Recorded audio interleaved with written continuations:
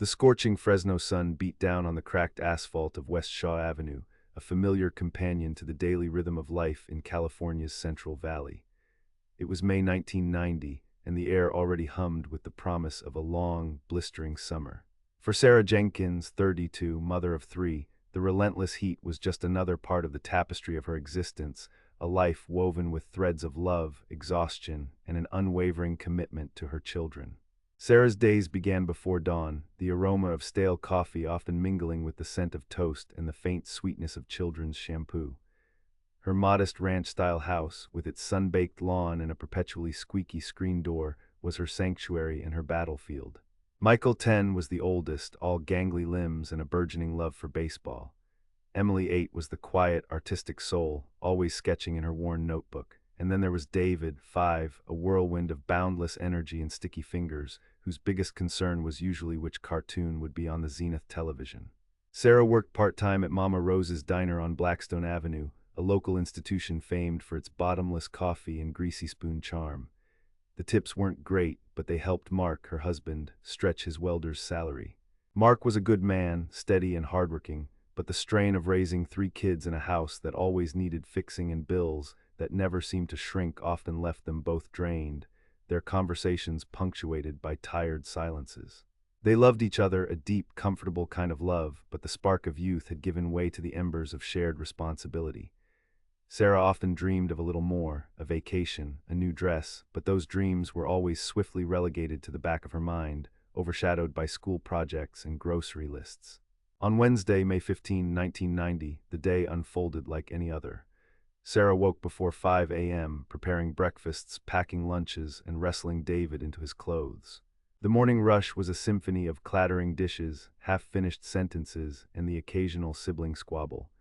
Mark left for the welding shop before 7, leaving Sarah to handle the school drop-offs. She spent the late morning catching up on laundry, folding tiny socks, and humming along to a Patsy Cline cassette playing softly on her portable stereo. By mid-afternoon, the house was quiet, save for the gentle whir of the window AC unit.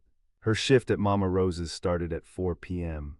She quickly changed into her uniform, a crisp white blouse and a practical navy skirt, and dabbed on a touch of Revlon lipstick. "Bye, kids." "Be good for Dad," she called out, pausing to ruffle David's hair and kiss Emily on the forehead. Michael, engrossed in a comic book, offered a grunt of acknowledgement. Mark would be home by 5:30 p.m. to pick them up from Mrs. Gable's after-school care.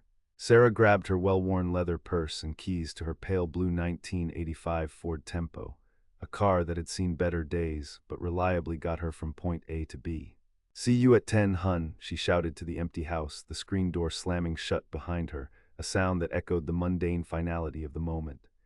She backed out of the driveway, waved briefly to Mrs. Henderson, her elderly neighbor who was watering her roses, and drove off down the street. It was 3:45 p.m. Sarah Jenkins vanished into the scorching Fresno afternoon. 10 o'clock came and went. Mark, exhausted from his day, had put the kids to bed, promising Sarah would be home soon. But soon never arrived. 11 o'clock, midnight. Panic, a cold, insidious dread, began to claw at Mark's gut. He called Mama Rose's Diner. "Sarah, no, Mark, she never showed for her shift," the owner, Sal, said, his voice tinged with surprise. "Figured she called out or something." Mark's blood ran cold. Sarah would never miss a shift without calling. Not Sarah, not ever. He called hospitals, then friends, a desperate spiral into the growing void where his wife should have been. By 2 a.m., his hands shaking, he dialed the Fresno Police Department. A missing persons report was filed, almost an afterthought, a formality that felt woefully inadequate to the gaping hole in his life. The initial investigation was a flurry of activity, though to Mark, it felt like an agonizingly slow crawl through molasses. 2 uniformed officers arrived first, their faces somber under the harsh porch light. Questions were asked, repeated, rephrased. Any arguments, any enemies, any affairs? Mark, bewildered and heartbroken, answered everything, his voice raspy with fear and fatigue.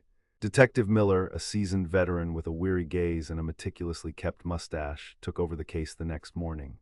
He was methodical, patient, and seemed genuinely empathetic, but his experience had taught him that most missing adults either chose to disappear or met a tragic, often mundane, end. Miller started with Mark, as was standard procedure. Mark had been at work, with colleagues who corroborated his alibi.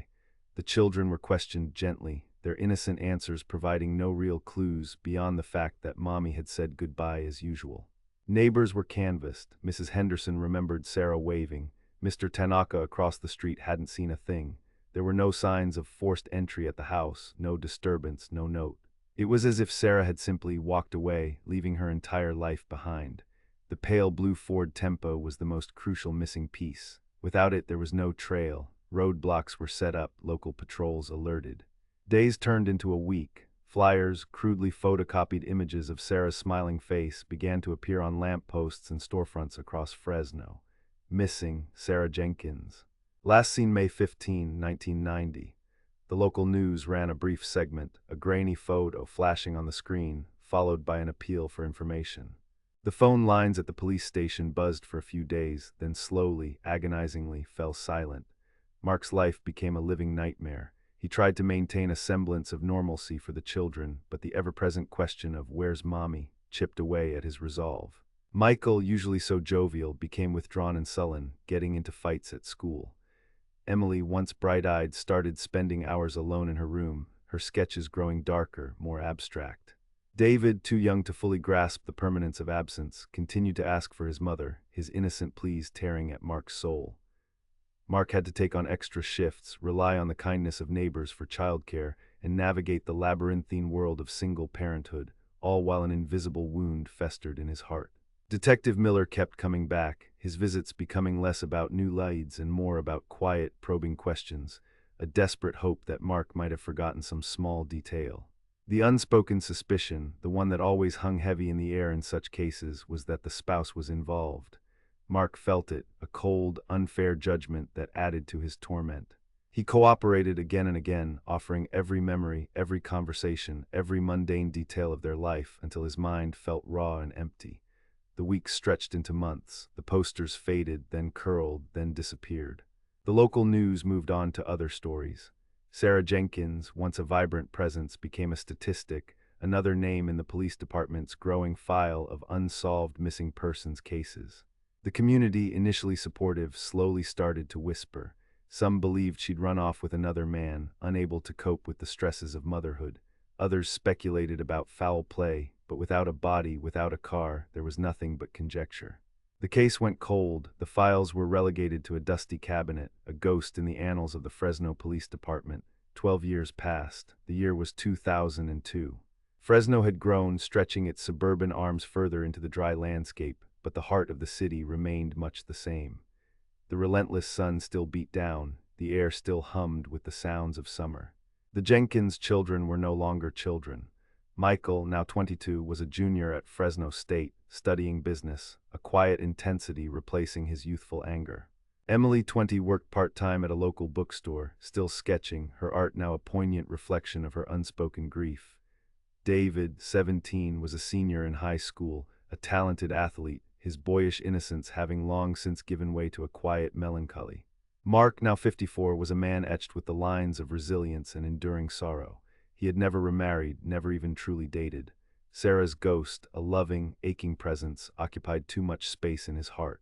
He had raised their children, seen them through graduations and heartbreaks, always with that quiet, lingering question. They had learned to live with the unanswered, a silent pact forged in the crucible of their shared loss. In the spring of 2002, a new housing development, Sierra Vista Estates, broke ground on the eastern outskirts of Fresno, near Friant Road. It was a patch of land previously undeveloped, a mix of scrub brush and rocky terrain, hinting at the nearby Sierra Nevada foothills. Heavy machinery tore into the earth, churning up dust and revealing the secrets buried beneath decades of accumulated soil. On a sweltering Tuesday afternoon, Miguel Sanchez, a burly excavator operator, felt a sudden, grinding resistance as his bucket dug deep.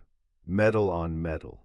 He cut the engine, climbed down, and peered into the trench. What he saw made his blood run cold. Buried at least 8 feet down, rusted and caked in mud, was the unmistakable shape of a car, a pale blue Ford Tempo. The police were called. The scene quickly became a hive of activity, a stark contrast to the quiet despair that had enveloped Sarah Jenkins' disappearance all those years ago. Yellow crime scene tape fluttered in the hot breeze. Forensic technicians, armed with new tools and techniques unavailable in 1990, meticulously began the painstaking excavation. Detective Miller, now a grizzled lieutenant, was called to the scene. He remembered the Jenkins case. He remembered Sarah's face from the flyers, a knot tightened in his stomach. After hours of careful work, the car was fully exposed. Its pale blue paint had long since succumbed to rust and earth, but the VIN plate, remarkably, was still legible. A quick check confirmed it. It was Sarah Jenkins' 1985 Ford Tempo. Inside, the interior was a mess of decomposed upholstery, mud, and the remnants of personal effects. And then, the grim discovery. On the passenger seat, partially obscured by the collapsed roof and soil, lay skeletal remains. A small, tarnished silver locket was clutched in a bony hand. The medical examiner's report was swift and grim. Dental records confirmed the identity, Sarah Jenkins. Cause of death, due to decomposition and the passage of time, was difficult to ascertain precisely, but there were indications of blunt force trauma to the skull. The locket, carefully cleaned, opened to reveal two tiny, faded photographs. Michael and Emily, young, smiling, frozen in time. The news hit the Jenkins family like a physical blow, a sudden, brutal opening of old wounds. Mark received the call from Miller, his voice trembling as he delivered the confirmation. "Mark, we found her, it's Sarah." Michael, Emily, and David gathered around their father, their faces a mixture of shock, grief, and a strange, almost terrifying relief. After 12 years, they finally had an answer. Their mother hadn't abandoned them. She had been taken. The investigation, now officially a homicide case, roared back to life with a ferocity that hadn't been possible in 1990. The car and its contents provided a wealth of new, albeit degraded, evidence. DNA technology had advanced significantly. The locket, the fragments of clothing, the car's interior, everything was scoured. A new generation of detectives, working alongside Miller, brought fresh eyes to the cold case. Old interviews were re-examined. Mark, the children, Mama Rose's staff, everyone was re-interviewed. One name, a peripheral figure from the original investigation, surfaced again. Lenny, the lizard, Henderson, a regular at Mama Rose's who had a reputation for being a bit of a loner and a pest, known for his uncomfortable, lingering glances at the waitresses. In 1990, Lenny had been questioned about Sarah, but his alibi, that he was home alone, watching TV, had been impossible to disprove, and he was quickly dismissed due to lack of any other connecting evidence. He was just a weird guy, not a suspect. Now, with a body, a timeline, and a crime scene, Lenny's behavior took on a more sinister light. He lived alone in a small, run-down house a few miles from the diner, close enough to the newly developed Friant Road area. Detective Rodriguez, a sharp, young investigator on Miller's team, dug deeper into Lenny's past. A history of minor arrests for public nuisance, a restraining order from a previous workplace for harassment. Lenny, now in his late 50s, was tracked down. He had aged poorly, his eyes still holding that unsettling, vacant stare. When confronted, Lenny was initially defiant, then evasive. He remembered Sarah, the pretty one, he mumbled, fidgeting. Detective Rodriguez pressed him, pointing out inconsistencies in his statements from 1990, mentioning the proximity of his old residence to where the car was found. The details, small and seemingly insignificant at the time, now started to coalesce. A local construction worker remembered seeing Lenny's older pickup truck near the Friant Road area around the time of Sarah's disappearance, something that hadn't come up in the initial, less focused search. Under intense, methodical questioning, Lenny finally broke. He didn't confess to premeditated murder. His story was a pathetic, chilling narrative of obsession and panicked escalation. He admitted to seeing Sarah leave Mama Rose's on May 15, 1990, following her. He had harbored a delusional infatuation with her, believing she secretly returned his affections. He had forced her car off a secluded road, intending, he claimed, just to talk to her, to confess his feelings. But Sarah had resisted, fought back, and in a moment of panicked rage, he had struck her with a tire iron he kept in his truck. She had died quickly, overcome by terror and a warped sense of self-preservation. He had driven her car to a remote spot he knew, digging a shallow grave with the excavator he occasionally operated for odd jobs, burying both Sarah and her car, then covering his tracks as best he could. The truth was a bitter pill. Sarah Jenkins, the loving mother of 3, the hardworking waitress, hadn't run away. She had been the victim of a random, senseless act of violence by a disturbed individual. There was no grand conspiracy, no shadowy figure, just a lonely, obsessed man and a tragic, impulsive moment that irrevocably altered the lives of an entire family. The legal process that followed was agonizing, but it brought a measure of public justice. Lenny Henderson was charged and eventually convicted. His confession, combined with the forensic evidence from the car and Sarah's remains, undeniable. He would spend the rest of his life in prison. For Mark and his children, the conviction offered a painful, incomplete form of closure. They had found their mother, but the 12 years of not knowing, the ghost that haunted their lives, left an indelible mark. Michael, Emily, and David had grown up without their mother's warmth, her guidance, her laughter. They had lived with the constant ache of her absence, the gnawing questions that no court verdict could fully answer. The Fresno sun still shines, hot and bright, over the Central Valley. The Sierra Vista Estates housing development now stands where Sarah Jenkins' car was buried, a testament to the inexorable march of time and human expansion. But for the Jenkins family, and for the seasoned detectives like Miller who never truly forgot a case, the memory of Sarah, and the brutal truth of her disappearance, remains a somber reminder of the hidden darkness that can lurk beneath the surface of an ordinary, sun-drenched life. The scar tissue of their loss would always remain, a quiet, enduring testament to the mother of three who vanished in Fresno, California in 1990, and the chilling answer that finally emerged 12 years later. Character count check including spaces, 21,345.